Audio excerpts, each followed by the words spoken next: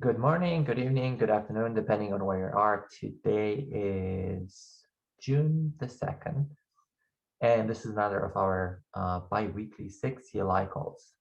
My name is Maciej, and I'll be your host today. And I should probably switch to SIG CLI agenda instead of the presentation. That will be the first one. Announcements. I think the only announcement I have is with regards to the code freeze. Code freeze for 122 is on July 8th, if I remember correctly. I'll post a link to the SIG release 122 page just so that everyone can have a look at it and prove me that I was wrong. I hope I did not. Sean, Eddie, any other announcements? No, thank you. Okie doke. So we can move on to the introductions. We have a couple new folks, I think, on this call. Although maybe not. If you want to introduce, that's your chance.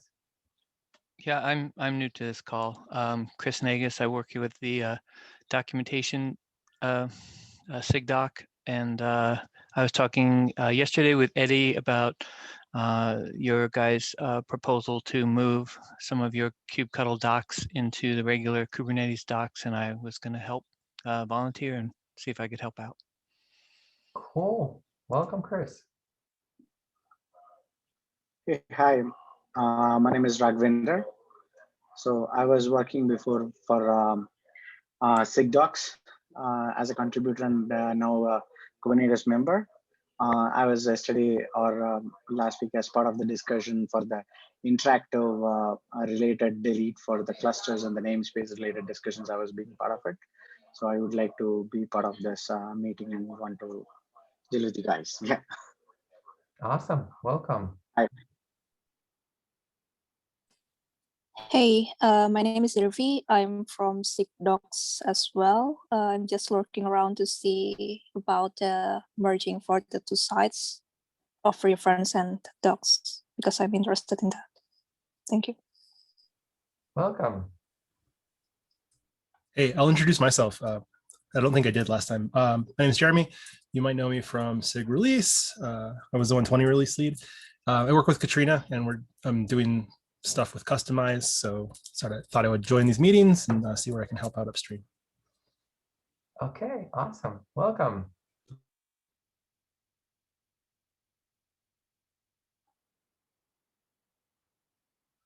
Anyone other that want to introduce themselves?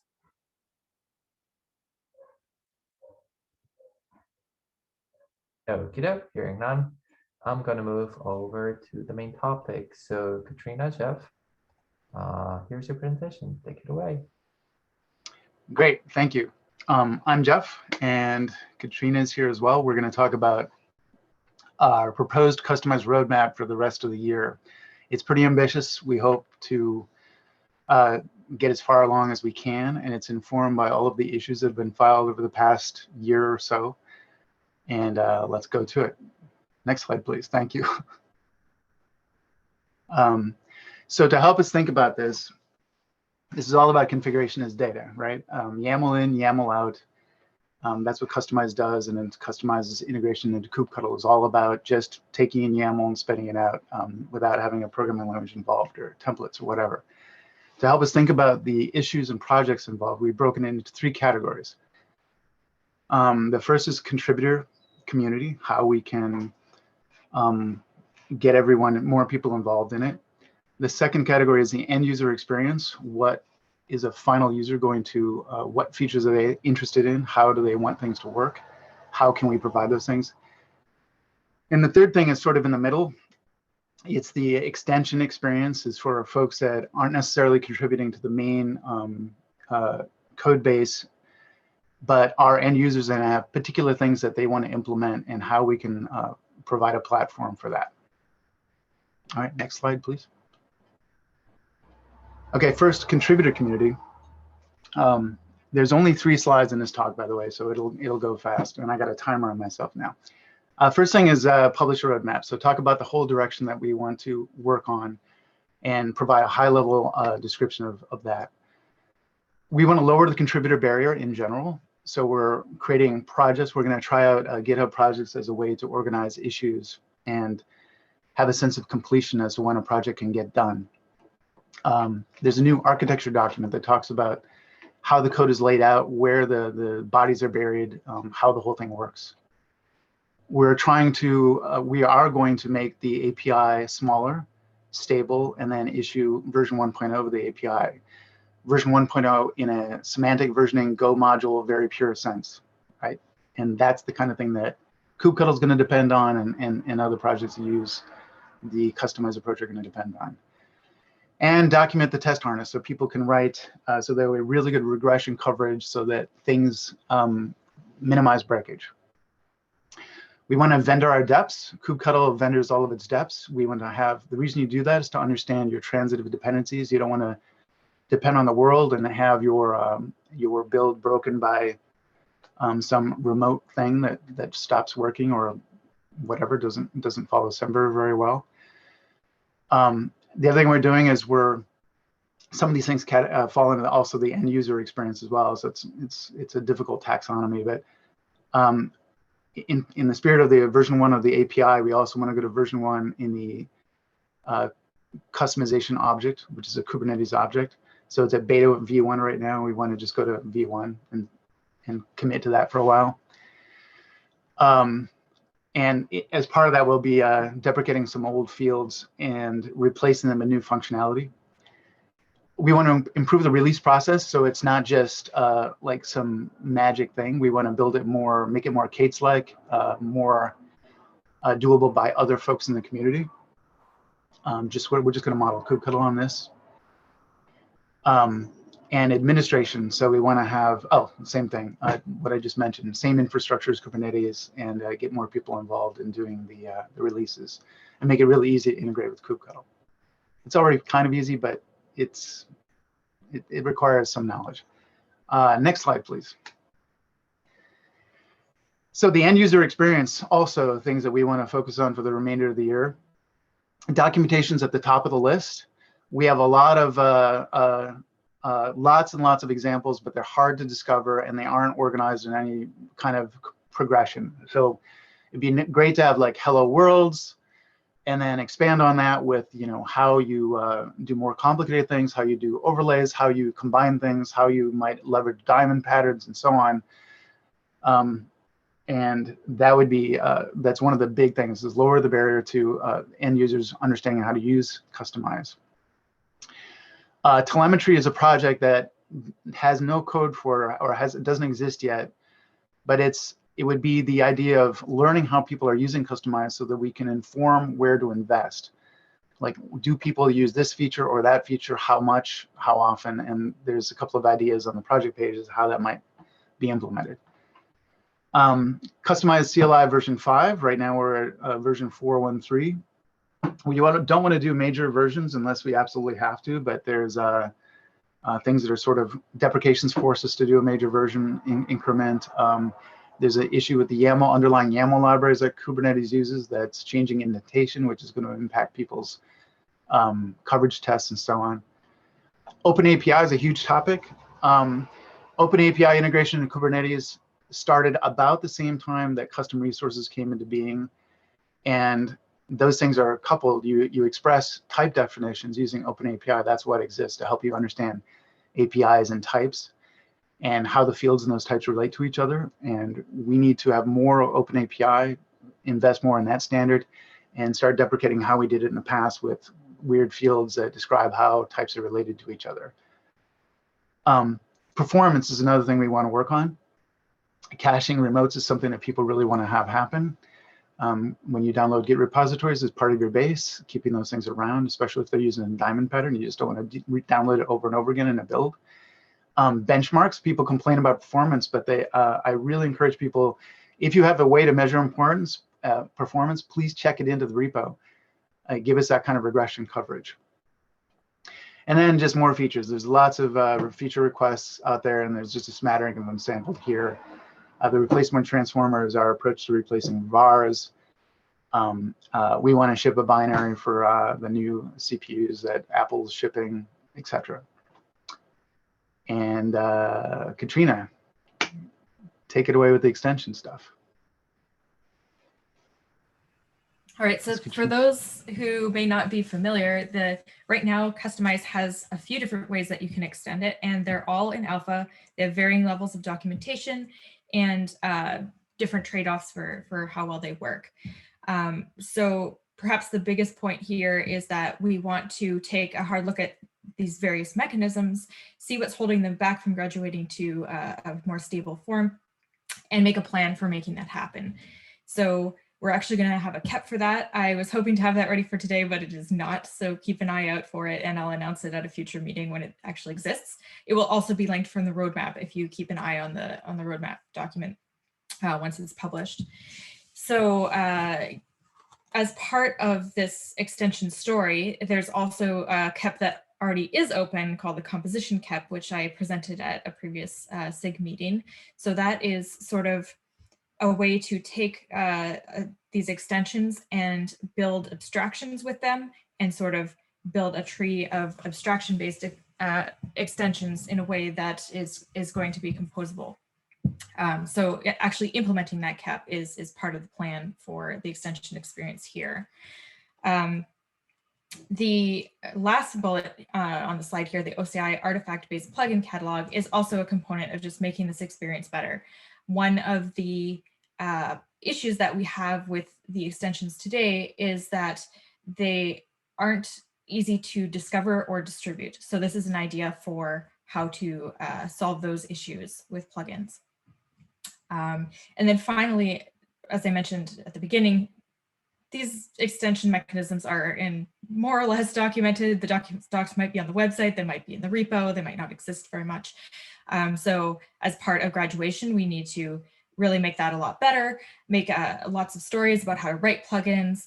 We want to document when you want to use them and how they work, and have not only a third-party extension story where you can build these for yourself and your own company, but also a mechanism for writing Go-based plugins that you can compile in as built-in, which is something that you could do, but we want to make that easier, and we want to document it with everything else.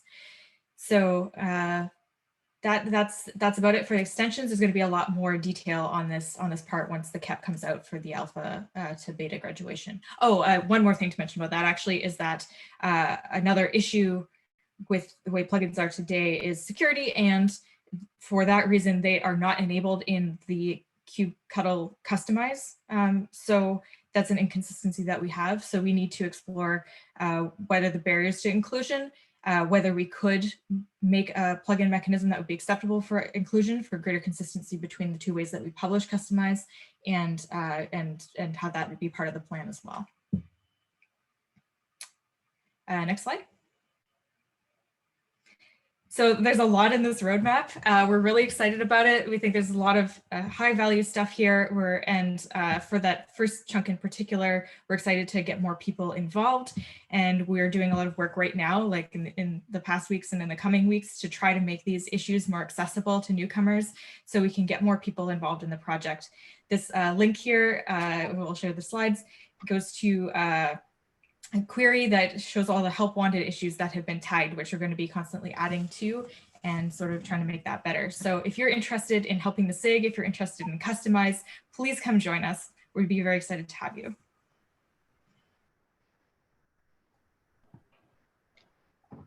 Oh, 10 minutes. Yes. Do we have any questions for Jeff and Katrina?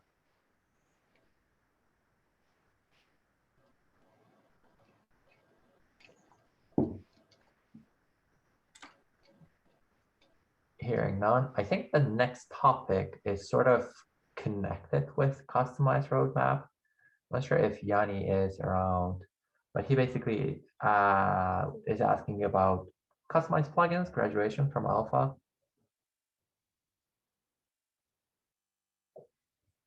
Jeff, Katrina, want to? Yeah, so so that's what Katrina was talking about. We we need to, so we've learned a lot about what it means to be secure with plugins, and we want to make Kustomize and kubectl the same. So we are going to put together the doc that lays that out. It's somewhat complicated because of the security implications and so on. So yeah, that's in progress, and there should be a link to, there will be a link in the roadmap to that doc, to the KEP that describes the graduation criteria. So the alpha flag is going to stay in there. The flag to enable plugins is going to stay in there. But some flavor of plugins are going to go away, particularly the Go shared object library plugins. They just don't work very well the way Go currently works. There's proposals to fix that on the Go side, but who knows when that's going to happen.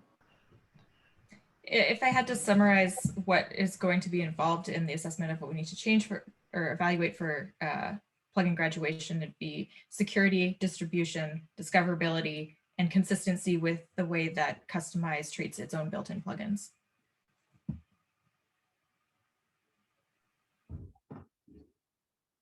Okey doke. I think that I hope that answered Yanni's question. I'm not sure if he's around. I'm not seeing him on the That item was on the agenda for a long time, so they may not have even realized that it was going to be discussed today, unfortunately. It's possible. You might have just accidentally fallen into the agenda. Yeah, but it basically nicely falls into the category, so it should work together well. Okay, I'm hearing no further questions with regards to Kustomize and its roadmap, so we can move over to Eddie and his kubectl docs topic. Eddie. Cool. So this was actually started by Irvi. I'm sorry, I really hope that's how you pronounce your name. A while back, and it's been on my backlog to follow up on. I managed to get to a SIG Docs meeting recently where we talked about it. The TLDR is we had Siam over the GSOD, Google Season of Docs, build us a kubectl SIG CLI customized docs website, and the SIG Docs folks wanted to find a way to upstream that with the regular Kubernetes docs. So met with them yesterday, and most folks seem to be on board with making it happen. Chris generously volunteered to help drive that from the SIG Docs side. The ask was that we put forward someone from our side as a point of contact who would want to help with that work, to work together in tandem and figure out what we're going to do there. So any thoughts that I summarized that correctly? Yes, I think that should be correct, like what we discussed already in Slack. Sorry, I can't join the SIG Docs meeting yesterday because I have like something that need to be done. That's okay. It took me a few weeks to get there. So okay, so cool. So the ask there is, do we have anyone from our side interested in helping drive this forward? My first thought was Siam, who originally built the website, but I don't think that they've been very active recently since GSOD has ended. Right, but I remember that he was helping to push some stuff with our docs even after the Google Summer of Code ended. Summer of Docs, sorry. So I would probably start with pinging him, and then if you don't hear back from him, sync with Phil once again. I remember that Phil was the original person that brought Siam on board. Not sure if he's in a close contact with him, or maybe he has someone who will be picking it up from Siam. But I do remember that I've seen a PR from Siam, I don't know, like a couple of weeks back still. So I would probably start with Siam as well. If not, we can try to work out someone else. It looks like April 29th was his last commit there. So yes, he is still relatively active. Okay, cool. I will sync up with him, and we'll get all those docs folks connected, and we will see where that goes. Someone gonna say something? Sorry. Yeah, real quick. I don't necessarily have to run it from the SIG doc side. If one of the other people want to do that, I'd rather really just write, help contribute with the reworking and the reorganization. So it's kind of for grabs on our side as well, but I'll do it if nobody else does. A quick question about what the project involves. Currently that site has both kubectl and customized documentation. Are we trying to completely get rid of that site in favor of moving all of the content over, or are we taking just a piece of the content? Actually, I was thinking like if we can totally merge both of sides. So if let's say someone is using that for an exam, for example, like CK or CKD, they can refer it to the website directly. And is the requirement there during the CKD, you're only allowed to access the Kubernetes docs page itself, or? Yeah, I think so, as far as I remember it. Got it. And does that currently require using, or often involve using customize, or is it more for the kubectl side? It's more on the kubectl side. Okay. So I also have a question. Is the current site, the kubectl.docs.kubernetes.io, is all Hugo, so it's Markdown based, and that's not going to change, is it, or will it change? I don't think it will change in the short term because I haven't heard that, at least. And yes, it is using Markdown in Hugo as well. Because that's where we're going to be building out more Markdown based stuff suitable for import by Hugo. So Yeah. Great. Okay.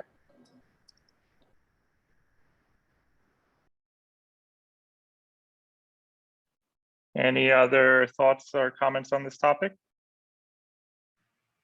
I guess it would just be really interesting to see the information architecture plan once this gets going, because this is like a ton of content, especially like on the customized side. There's a whole series of content that we haven't even written yet that we want to make better, and we want to add more examples and more content, not less. So if it's just a subpart of a subpart of a subpart of the website, making that continue to be discoverable and navigable is going to be a challenge, I think.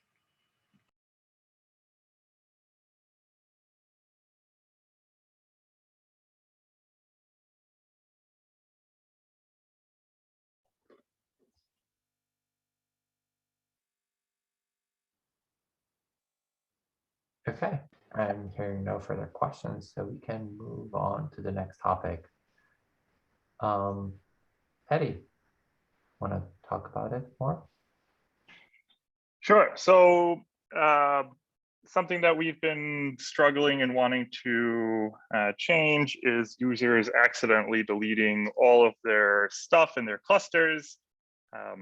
Numerous cases of this happening where they accidentally delete a namespace or pass a -- all to the namespace on delete, and deleting all of the namespaces deletes all of the resources in your cluster. Extremely destructive action that does not have any confirmation gate. So it is indeed user error, but we basically allow for it to happen when there are things we can help mitigate and warn the user about. So we wrote up a RFC that we sent to the Kubernetes developer mailing list with a bunch of change proposals, along with some of the flags get confusing. So if you haven't seen that yet, give it a read. But the conversation that was had throughout the thread was very good, some great suggestions. A lot of them can stand alone as individual keps. Some things like adding locking to resources through like annotations, where we can like lock a resource so it can't be deleted and the deletion is refused on the server side. A lot of that stuff I feel is orthogonal to the problem we're trying to solve at the moment, which is we still, no matter how many mistakes need to happen, no matter what privileges are locked down or changed, as long as someone has the ability to delete all the resources, they can with a single keystroke right now with enter key after mistyping a command. And we don't give them a chance to stop or cancel or warn them about what's going to happen. So I'll pause there. I know there's a lot of folks on the call. Does anyone want to give thoughts, comments? I agree 100% with what you're saying. There are lots of great ideas, but I think one of the things that we should definitely do is something to help users of kubectl specifically not shoot themselves in the foot. Like, I think you've identified a really serious usability problem that is in kubectl specifically.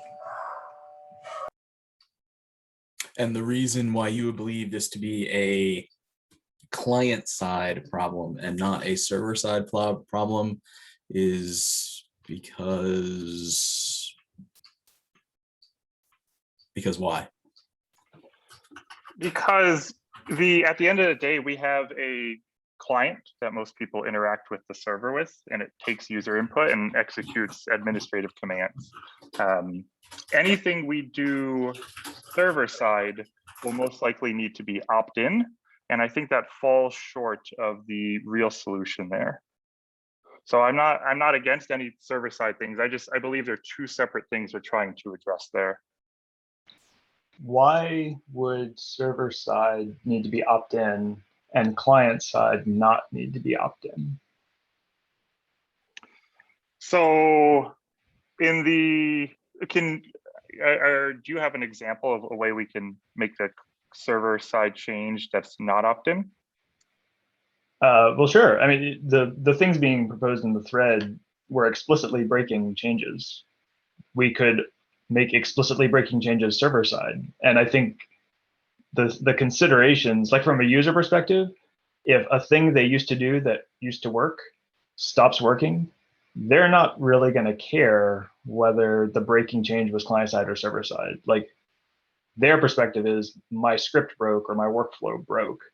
And so the same considerations or sort of resistance to making breaking changes server side, I think applies client side as well.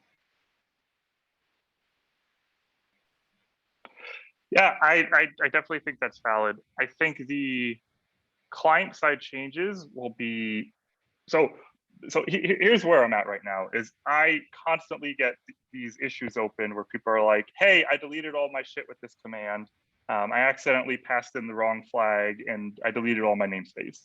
And it's getting hard to like keep closing them and saying, hey, like historically we've said that we can't make a confirm. They're like, why isn't this a confirmation chain, right? Like that's the number one thing that people are asking. And we've, they go-to answer has just been like, hey, historically we've said this is a breaking change. So we've decided that we're not able to implement this at the moment. And it's just more people keep falling to this. And I put in the bottom of that thing a bunch of Stack Overflow threads I found, a bunch of GitHub issues that came up, and I only spent like 5 minutes pulling up these, this evidence, so to speak. And so that's where I'm at right now. Is like it's getting really hard to see people making these mistakes and being able to make a change that can prevent them from doing so, and not doing it because we're afraid of breaking existing scripts in some way.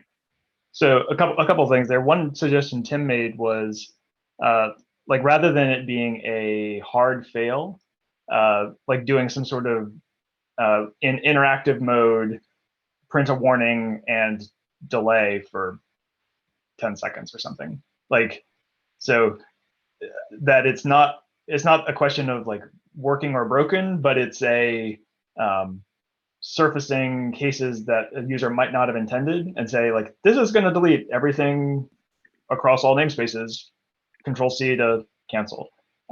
Like finding ways that we don't break scripts while improving life for someone who's like, typing on the command line and hitting enter. That to me seems like a reasonable place to go. The fact that some people through user error are causing themselves pain, it's hard to weigh that against like the silent masses that have working scripts. Like no one opens issues saying like my script that I implemented this delete on is working as I intended. And so Like you can't just take like issue reports and then weigh that against breakage of existing users who are currently working the way they expect. Yeah, Just that's go ahead, Christina. I was going to say one thing that comes to mind for me on that specific point is what this command in particular is doing, right? We're talking about a command that's to wipe out a cluster, essentially, to remove everything. When that's done by accident, it's completely devastating. And if you think about the contexts in which those scripts would be doing it on purpose, you're probably not wiping out your entire cluster on purpose in production all the time, right? So I don't know, that's just a consideration that comes to mind with me for that argument. Just to clarify for myself and maybe for others, so the two things we're weighing are, number one, the users who accidentally destroy their entire cluster, and then the existing scripts which which are using this particular language, and that would break those scripts. Correct? So it's weighing those two particular issues specifically. Does that sound correct, Eddie? So yes, I should clarify. I posted a reply to that thread later in the day yesterday. I think that the takeaway for me was that we should scope the first change smaller. And so my recommendation was that we start at the place of confirmation. And we can, the flag changes and erroring and renaming flags, we can completely separate that. So I think for now, we should just focus in on the confirmation aspect of things. Because I think that gets us probably like 80–90% of the way of like putting some good protective measures in place. Because once we're saying, hey, you're about to do this, and basically pipe the output of a dry run on a, hey, like this is what will happen, all this stuff will be deleted. I think that gives users a time to react, and maybe they misunderstood the flags that they threw on there, and it gives them a time to react and fix that. So I'll continue supporting Jordan on this one, since Eddie knows, because we had conversation last week before he posted the thread that I was playing also the devil advocate because of my past experience with this. And actually the idea of having the sleep, I don't know, for 5–10 seconds, whatever, that will allow you to quickly break this seems the most simple, the least problematic approach that I would be interested in seeing implemented even in 122, because I'm not 100% sure about the figuring out how interactive we are or not. And I think someone actually posted that in the thread as well. But that's even in the worst case, it will just cause some of the scripts to be delayed for whatever we pick as that delay, which I guess is acceptable in some cases. In other cases, we will be just probably patching that approach.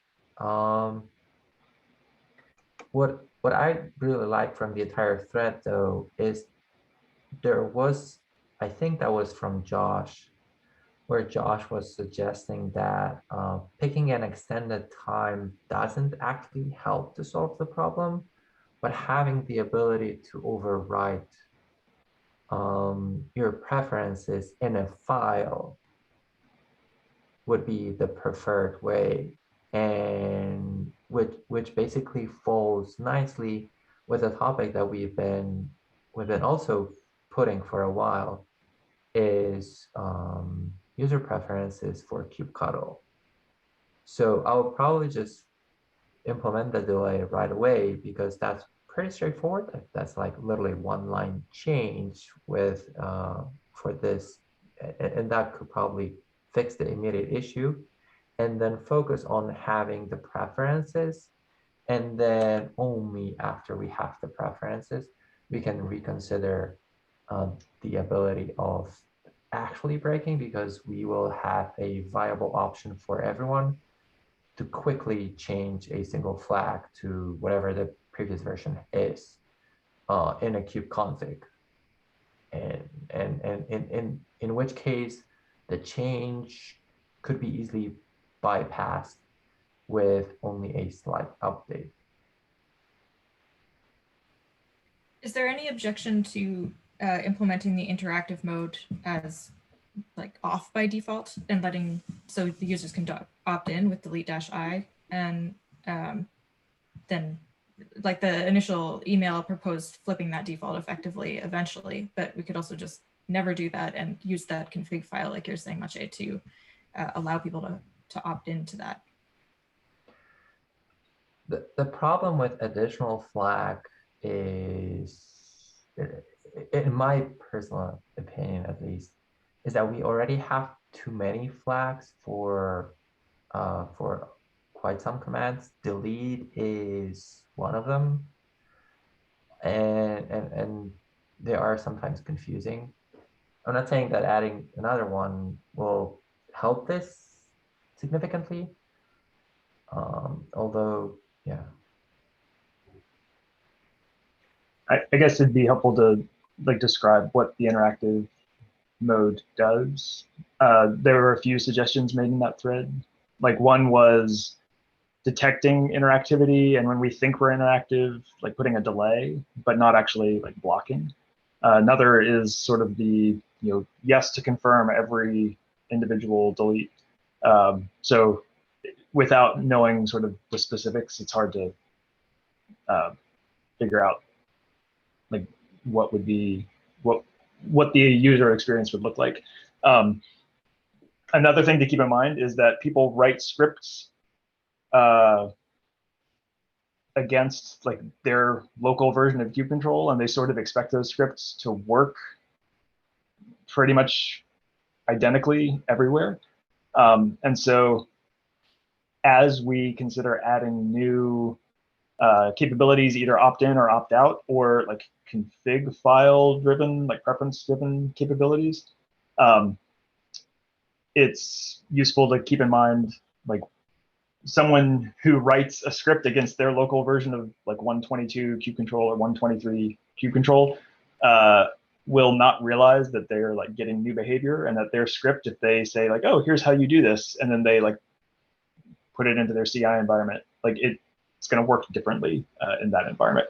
That doesn't mean we can't do that. It just, there's a cost to adding new features, especially to these like really core commands like create and delete and basic CRUD commands. As soon as we add a new thing and then expect people to write to that new thing, we're basically putting a mark at that point in time and saying these scripts will not work on previous versions of kube control the way you expect. So that it's worth calling out and just thinking through like what will happen when someone does this. Yeah, no, I really appreciate your, we all have different passions for different things, right? So your passion lies in like breaking existing users. My passion right now lies in stopping users from accidentally deleting their stuff. And there's definitely an intersection between the two where we can make everything work. I don't want us to be afraid of making changes with plenty of warnings and communication through change logs and blogs and everything we can do. Yeah. I desperately want us to be afraid of that. Again, my experience over the past 6 years on this project is that no matter how much advance notice we give, people are incredibly busy and distracted. And when we make breaking changes, they actually break people, and they break people in sometimes really bad ways. And so for like beta, like pre-GA things, we're very explicit about that. And so there's more allowance for that. But for things that we say are like stable targets to write to, like scriptable programmatic targets to write to, I think the default of the project should be, we don't break this. We find ways to accomplish our goals without breaking this. So I like the interactive delay. I like sort of giving users a chance to opt in to confirmation via config file. I think that's a good idea. But like removing flags that have been considered stable GA flags, I am not on board with. Renaming them, not on board with. So I appreciate the desire to protect users, and so I would like to find ways to do that without breaking users who are currently working. Yeah, no, I get that. And I think that's why I think we should completely, I'd like to push that off the table for now. So I'd just like to focus on the deletion, confirmation, delay, that type of stuff for now, the interactivity. You do bring up a ton of good points there. So the thing that does come to mind is we are slowly trying to move kubectl out to its own repo so it can be released and versioned independently, right? Like at what point where do we bump a kubectl 2.0 and we can make breaking changes? People's package managers are still going to auto update to that, right? So we're still going to have the same issue there. So I just don't want us to fall into this place where we have a decision that was made, 7 years ago when the project was created, and we can never ever change anything or make anything better for users. I think the debt we owe users is significant, and we should not break them if we can avoid it. And like being in a position where I support a lot of users on a lot of versions, like the idea that a few releases or a year is sufficient time to communicate out a change. Like people write scripts and they expect them to work against like all the kube controls from the past 2 years. Is that a good expectation? That's debatable, but that is the expectation. And they have been successful doing that. And so it's not the kind of thing we should do lightly to say, oh, it's 2.0, so we're going to break stuff now. Like, I think a lot of the success that kubectl has gotten has been because it has been reasonable to consume and wrap this way and use as a building block in solutions. So we don't want to shake that foundation that's been largely invisible because it's just the core commands have sort of continued on and remained stable and solid generally. And so again, it's hard to weigh specific pain points against invisible successful users. That's really hard to weigh against each other. Are you open to the idea of adding a concept built server side to protect certain resources? To say, no, you can't delete this namespace right now. I mean, I'm open to that because I see it as an additive step that someone would create a new resource and say, protect this thing for me, and would also be able to benefit every client and not just kube control. Yeah, I think that's a great idea. I think, was it Brian is the one who posted how Azure does the locking with the annotation. The problem is the solution we're trying to solve are the mistakes, right? Where people didn't add that in, right? So I think it's a great thing to add for sure. I think it's orthogonal to the issue I'm trying to actually solve right now.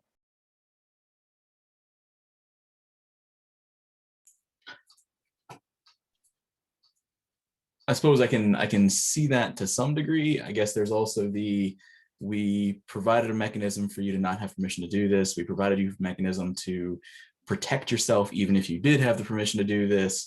We made it not the default and you explicitly typed it and you did it. I mean, that's a lot of ands. Well, for the locking thing, that would have to be opt-in on your resource, right? I don't know that I would even allow it on the same resource just because that provides some editing power problems. But you can build a system of protect this that is external and would provide protection from all sorts of agents. Yeah, but it's still opt-in, right? At the end of the day, someone can still make the same mistake without adding that in. It is possible, yes. I guess it again falls into the how many safeties do you put on the thing?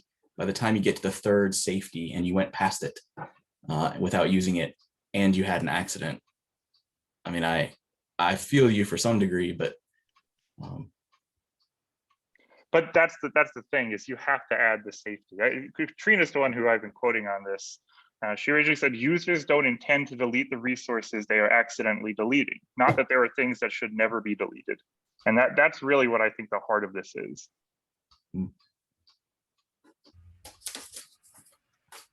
Yeah, if you were to completely use a server-side opt-in mechanism to prevent this mistake, which is fundamentally coming from the fact that people, the expression of how to delete everything, the flags that you use, I agree we can't change them.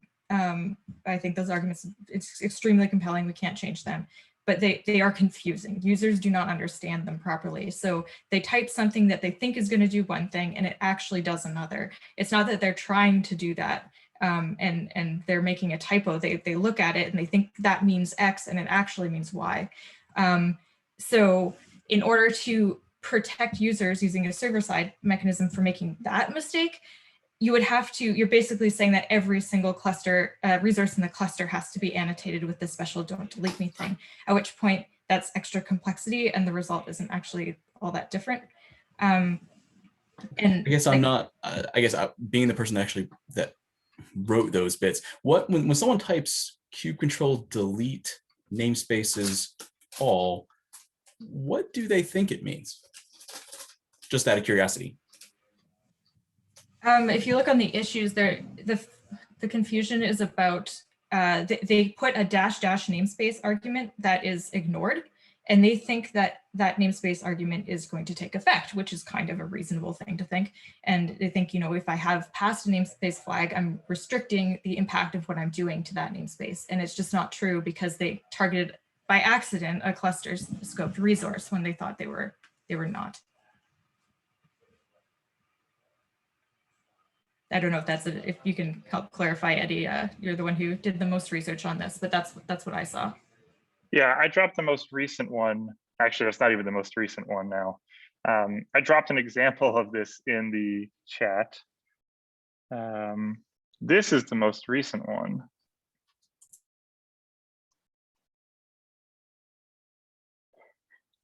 I don't know. I don't know why people are throwing -- all at things, but they are.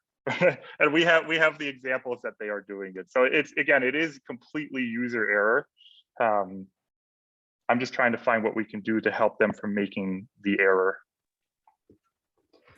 So, I mean, I think we're going in circles, basically. The majority of the discussion we're having is around the countdown, to put it nicely. So this kind of countdown is the simplest, the most effective, and pretty straightforward, even if we would consider cherry picking now all the way back to whatever is supported today, because that's like one line change. And the problem, because I looked at it from a customer point of view a couple years back, but then again, with this many customers that I spoke over the years, there was only one customer over 3 years. And I'm inclined to judge this in a similar fashion as with the majority of the requests we are dealing with, as in, I haven't seen this being upvoted for sufficient number of times, which basically is what Jordan was saying, that we will only hear from those that did delete. I'm not saying that I wasn't in the shoes of a person that deleted accidentally a production, because I did, but maybe not necessarily for Cube, but I did a delete all from whatever table which was on production. And SQL doesn't stop you from doing this in any way. And it's still possible. You can easily drop the entire table, the entire database, if you're in production with the sufficient access rights. It eventually, at some point in time, it boils down to being a responsible administrator and enforcing sufficient procedures that this kind of accidents doesn't happen. If they do, and if they do, or when they do, you got a chance to practice your restore story if you have one. Maybe that's a good story to figure out that you should have one. Yeah, I don't want us to like set up artificial opposition here. Like I want all of our users to be successful. And so I want users who are currently successful to continue being successful. And I want users who are getting bitten by typos on a command line to stop getting bitten by typos on a command line. So I am on board with approaches that improve life for the people who are currently getting bitten without breaking current users. So I don't want us, yeah. I don't want there to be this artificial like two sides fighting against each other. I think we're all on the same side. We just need to keep our current successful users in mind. So Yeah. I would go with the with the countdown right away. There was one question from Jordan from 2 questions of his before, where he was asking about the interactive flag. The idea of the interactive flag would be something similar to what RM on Linux does, as in it will ask you, are you sure you want to remove this?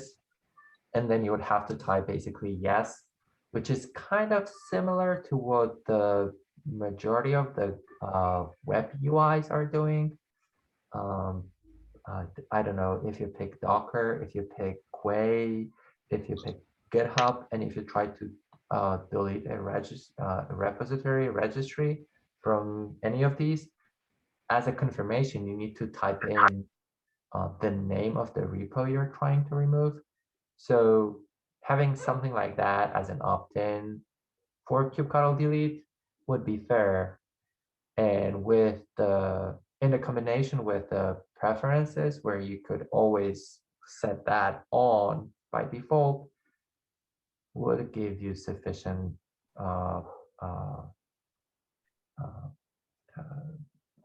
ability to, increase your confidence about not removing. There's another idea, and I could probably come up with 3 more, which won't be breaking, as in stop auto-completing all for delete, because that's also possible. And it shouldn't be that hard actually to do it.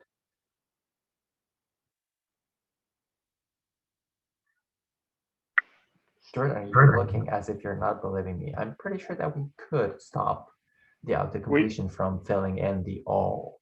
We 100% could, especially with the new changes that Mark added for Go completion. So that's also possible, because you would have to explicitly type -- all, which is like 5 characters. If you type 5 additional characters, that's pretty sufficient sign that you know what you're doing. If you type A and then just tap, and it just so happens that all will be the first one, and you hit enter without thinking too much, then maybe, yeah, but You meant shell autocomplete. I thought you meant like the alias expansion of all. no. Yeah. Yeah. If we can isolate the cases that people are confused by, like deleting namespaces and passing -- namespace, or deleting namespaces and passing -- all, if we can detect those, and at the very least print warnings. Printing warnings is like free, basically. Warnings to standard is free. When run interactively, delay and give a chance, like, are you sure? This is pretty destructive. That, to me, that's a great starting point, and could be done without like a ton of angst or due diligence about breaking people, because we wouldn't be actually breaking people. So we're running out of time. So just to summarize and wrap up. So we're all okay and down with the idea of delays and warnings for now. Where do we land on confirmation, requiring confirmation for TTYs? That seems like an opt-in thing to me. An opt-in to start or a permanent opt-in? I'm not. Like opt-in for the first release, and then 3-4 releases later, we can move towards requiring confirmation. No, I would leave it opt-in and in parallel focus on the preference file where you would, oh, I don't want to opt in, or I want to opt in into permanently. Opt-in still doesn't solve the, I can't think of another CLI that I use every single day that lets me delete everything without asking me, are you sure you want to do this? Right, your SQL example is a good case where, yeah, raw SQL won't stop you, but any SQL command line tool will be like, are you sure you want to do this? No, I'm positive that Postgres PSQL RMRF won't let you do that unless you type no preserve root to delete your root file system. So yes, it'll delete everything but your root file system. But you're also passing -F there, right? You are explicitly adding the force. So I don't feel bad that you're forcing it. Yeah, I mean, you're no explicitly adding --all. Like I agree that it's destructive. Also, --all won't actually remove kube system, and it won't remove like what are considered the core namespaces. No question that it's destructive. I think giving people a way in their kubeconfig file to say, I would like confirmation mode on when I run interactively. That seems like a good direction to move. And then that, like the things that generate kubeconfigs, it's up to them to say like, this is a safer way to operate. It scopes it to interactive modes so that scripts aren't affected. And like, I would start there and see what the adoption is and what the feedback is. So not start there. Start with like the delay when running interactive. Long term, give the opt-in and the kubeconfig to say like when I'm interactive and I try to delete stuff, like prompt for interactivity or prompt for confirmation. We actually want to break that out to like a kubRC to separate user configs from server configs. So yeah, whatever the mechanism is. I think it's a good starting point. I think that we still should work towards confirmation by default at some point, but I will be okay for now getting something in place. Yeah. If we were to do exactly what Jordan's suggesting here, which I agree, I think that sounds like a good plan actually. You know, if we do implement the interactive opt-in, and then we give you the ability in your preferences, which can be generated to make opt-in by default for you, that's already a great start, and that will also get users an awareness of this mechanism, right? So maybe at that point, if we start seeing tons of users clamoring for this to be on by default, then maybe we can have this conversation again. But I think that already this is like such a great plan for making this better for the people who are shooting themselves in the foot, and it doesn't break anything. I think it's really worth doing. Yeah, okay, I'm down. Yeah, anything is better than nothing at this point, so. Yeah, definitely. And with this positive note, I'm going to close the call for today. Thank you. Thank you, Jordan, and thank you, David, for coming. Your insight is very valuable. So thank you very much. Thanks, Jordan. Thanks, David. Have a good one. Take care. I threw up the last part of the stand-ups about the kubectl command headers because Jordan and David were here, and I wanted to eventually get some people with the SIG API machinery involved. So I recognize that the call is finished. Just hoping to bring that to your attention. We're going to be sending extra headers to the API server so we could gather telemetry on kubectl usage. And so Jordan and David, David's already seen the KEP. I'll contact you personally, Jordan, if you don't mind, just to get your take on it. Okay, sounds good. Thanks. Thank you very much, all. Have a good one. Bye. Take care.